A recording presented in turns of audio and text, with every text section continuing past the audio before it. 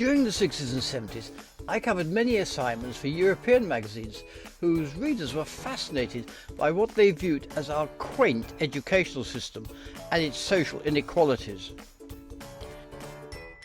These were decades when rural children typically went to small village schools, while urban secondary school children often played on asphalt or concrete, while wealthier middle-class suburban kids exercised among greenery. Where working-class children lunched in their classrooms and were served sometimes by their teachers, students from wealthier backgrounds enjoyed professional catering and service in airy canteens. It was an era where corporal punishment was widely used and perfectly legal, particularly in so-called public schools. Such schools are not, as many of my overseas readers still believe, for the general public, but primarily the wealthy and the privileged. Where despite all these obstacles and barriers, many children in state education greatly enjoyed their time in school and did well in class. It was a time when schools emphasized the importance of outdoor exercise. Like this private school, which created its own mountain in the backyard to teach children rock climbing. Or this one, where the PE staff constructed an elaborate assault course in their extensive playgrounds. This involved students having to cross a stream on old telegraph poles.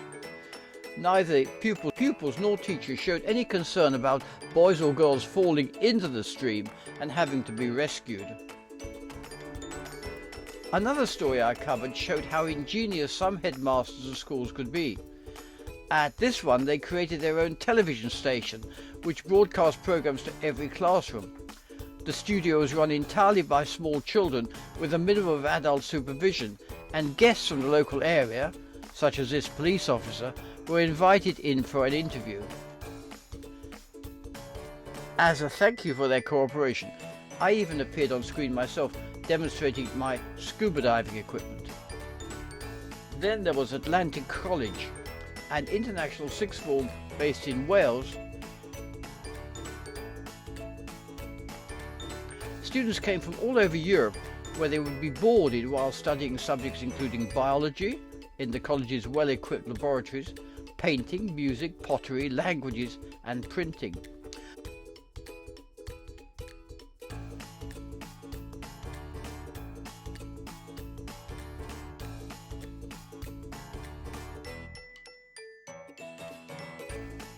They were also taught how to make their own wetsuits, which were very much in demand as, being on the coast, the boys took part in extensive sea training, which included canoeing and powering official rescue boats.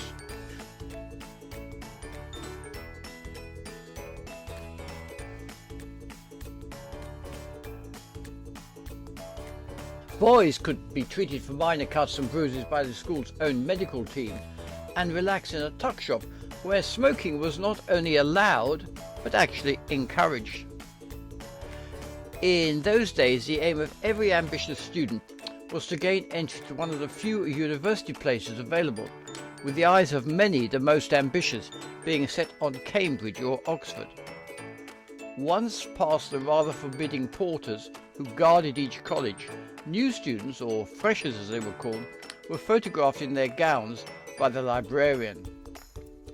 They studied in some of the country's most ancient and beautiful buildings, like this library at Trinity College, Cambridge, work in their own quiet rooms, and enjoy themselves on the River Cam, either punting or playing the fool during a rag at Freshers' Week. All of which, as you can imagine, both fascinated and intrigued, as well as baffling anybody who had not grown up in Britain.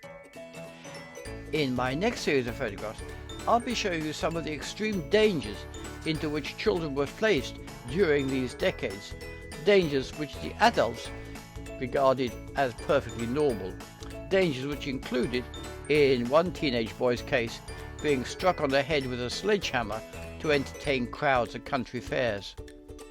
In another case, I photographed an 11-year-old risking drowning to save his grandfather when a stunt the old man was trying to perform underwater went badly wrong.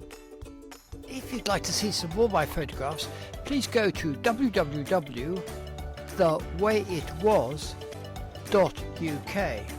If you would like to purchase a copy of my book, The Way It Was, then please go to the same website and take a look at what it contains. If you lived through the 60s, it will bring back some memories. If you never lived through the 60s, you'll find a foreign country where they do things very differently.